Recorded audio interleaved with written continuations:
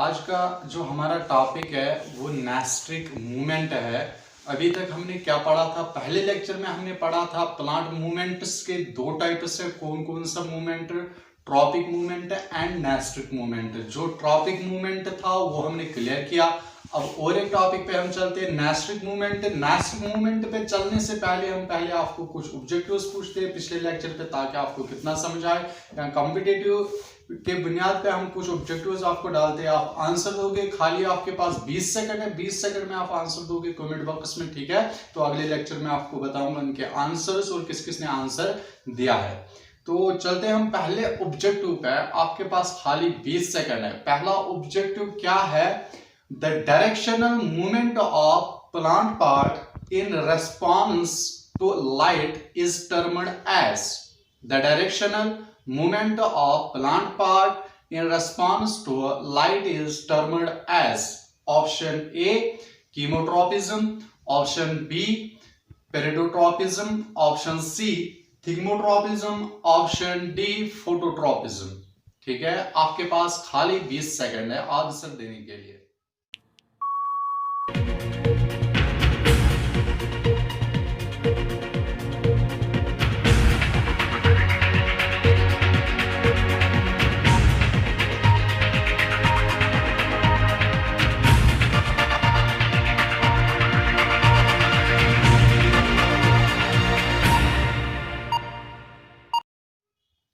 आपके 20 सेकंड्स खत्म हुए। आप चलते हैं दूसरे क्वेश्चन पे। दूसरा क्वेश्चन क्या है? The growth of pollen tube towards the ovulus is due to the growth of pollen tubule towards the ovary is due to the option A phototropism, option B chemotropism, option C geotropism, option D hydrotropism। आपके 20 second start.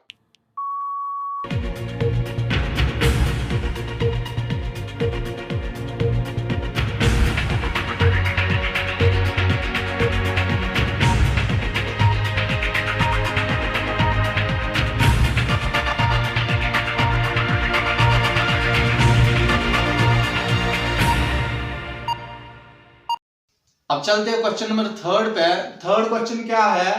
थिग्मो movement is best shown by, ठीक है, thigmo movement is best shown by option A movement in tendril, option B insectivorous plants, option C movement in roots, option D movement in mimosa पोडिका।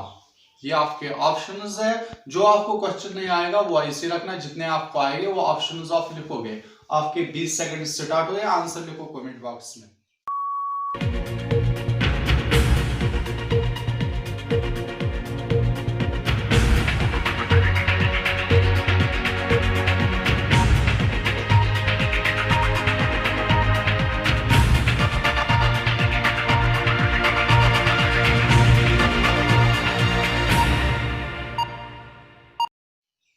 चलो अब चलते हैं question number 4 पे। आपके 20 seconds खत्म हुए। अब चौथे क्वेश्चन पे चलते हैं। Typical growth cure in plant is, ठीक है, ये बेस्ड असल में 11th इससे क्वेश्चन आया है नीट में भी। तो ऑप्शन है ए पार्ट, यानी इसमें क्रोअल ग्रोथ मतलब क्या होता है? टिपिकल ग्रोथ यानी एवरेज ग्रोथ इन प्लांट्स, ठीक है। उसका जो ग्राफ है वो किस शेप का बनता है?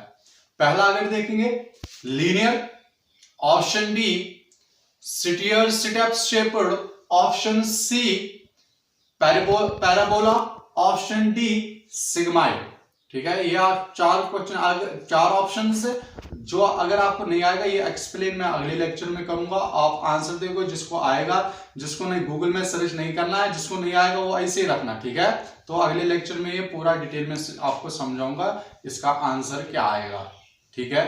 आपके 20 सेकंड स्टार्ट होते हैं।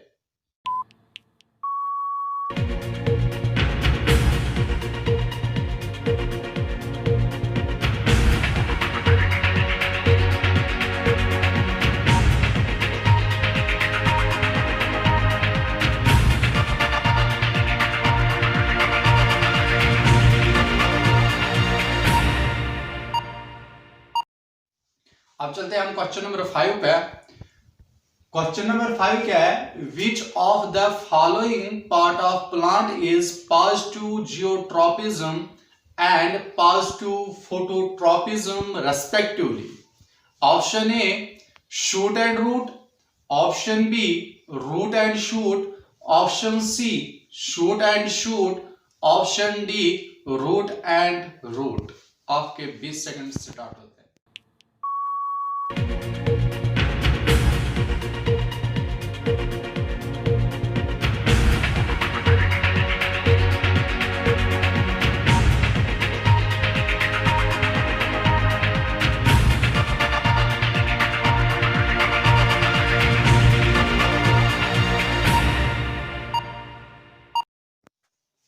तो ये 20 सेकंड्स खत्म हुए, तो अगले लेक्चर में सबके ऑप्शंस बताऊंगा आपको और समझाता भी हूँ। जो आपको नहीं आएगा वो भी हम डिटेल में आपको बताएंगे।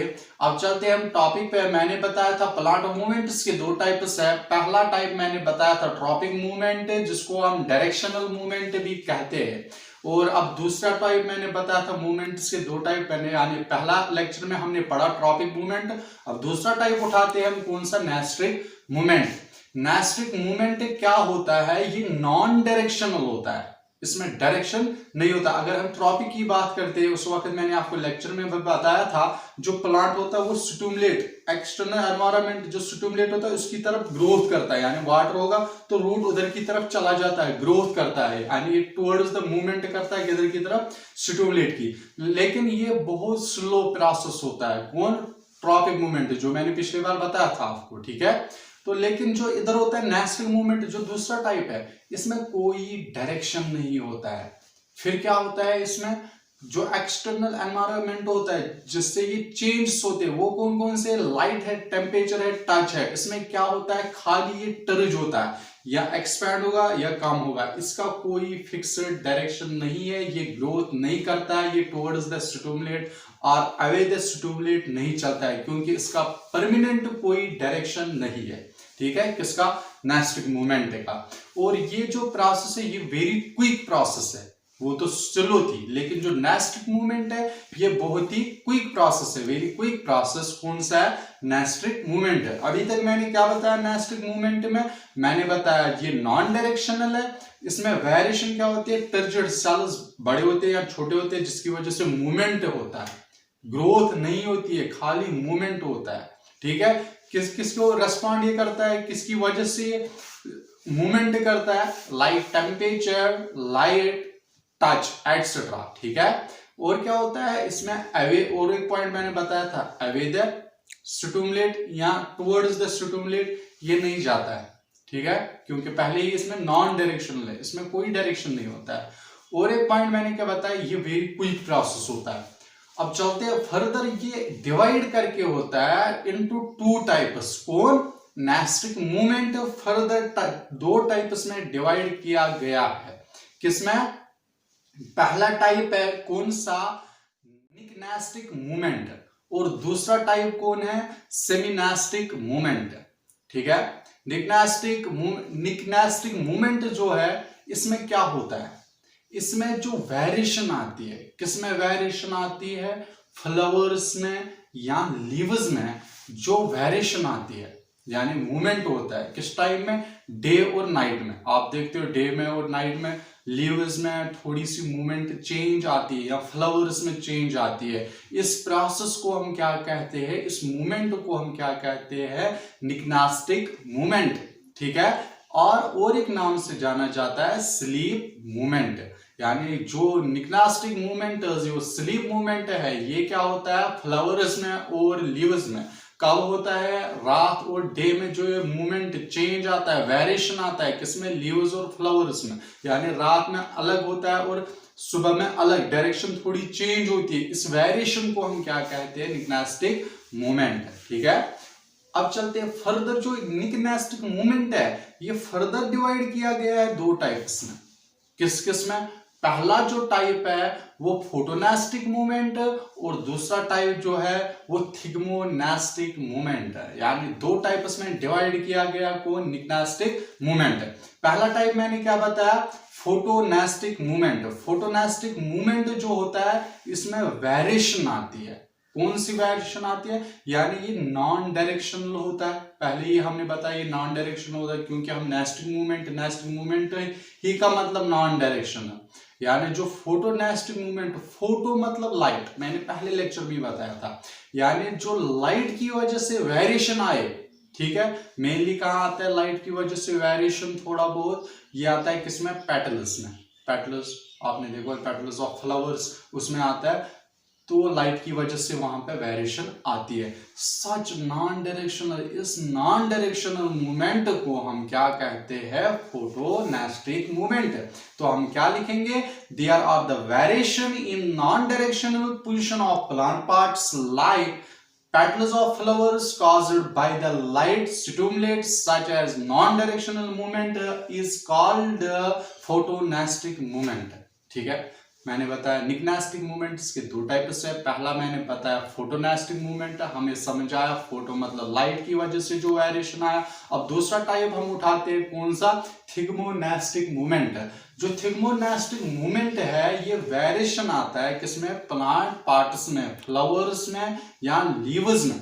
ठीक है, जो होता है काज, किसकी वजह से आते हैं वेरिएशन, वहां अभी आया था फोटोनेस्टिक मूवमेंट में किसकी वजह से आया था, लाइट की वजह से। लेकिन थिग्मोनेस्टिक मूवमेंट में जो वेरिएशन आती है वो आती है टेम्परेचर की वजह से। और जब टेम्परेचर की वजह से वेरिएशन आई, उस मूवमेंट को हम क्या कहते हैं, शाबाश, उस मूवमेंट को हम कहते हैं थिग्मोनेस्टिक मूवमेंट।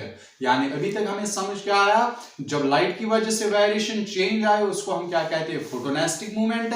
और जब किसकी वजह से, टेम्परेचर की वजह से वेरिएशन आए उसको हम क्या कहते हैं, थर्मोनेस्टिक मूवमेंट। तो इसकी डेफिनेशन हम क्या लिखेंगे, variation in the position of plant parts, example flowers and leaves of the plants are caused by the change in temperature of the surroundings. Such non-directional movement is called thermonestic movement। तो ये हुआ अभी तक हमारा nastic, जो निकनेस्टिक movement थे हमने बताया इसके दो टाइप से, कौन कौन सा, फोटोनेस्टिक मूवमेंट एंड थर्मोनेस्टिक मूवमेंट। ये दो टाइप्स हमें कंप्लीट हुए। हमने पहले, अब वापस चलते हैं हम टॉपिक पे। नेस्टिक मूवमेंट हमने दो टाइप्स बताए थे, एक बताया था कौन सा, निकनेस्टिक मूवमेंट और सिस्मोनेस्टिक मूवमेंट। अब चलते हैं, निकनेस्टिक मूवमेंट कंप्लीट हुआ, अब सिस्मोनेस्टिक मूवमेंट पे हम चलते हैं।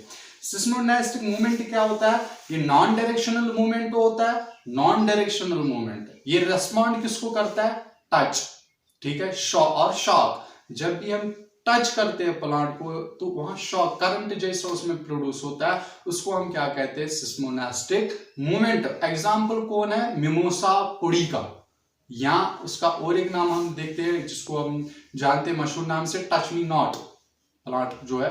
और आल्सो इसको और एक नाम से जाना जाता है, कौन सा, और एक नाम छुई मुई, ठीक है। और एक नाम से जाना जाता है इसको सेंसिटिव प्लांट भी, और एक नाम से जाना जाता है किसमें,